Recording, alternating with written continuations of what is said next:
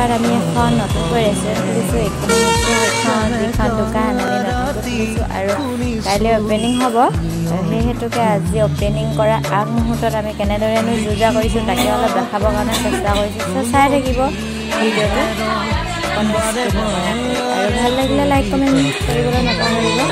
আৰু মোৰ চেনেললৈ যদি কোনোবা পোনপ্ৰথমে আহিছে তেন্তে ছাবস্ক্ৰাইব কৰি থ'ব, কাষত থকা ঘণ্টি বটনটো অল কৰি থ'ব।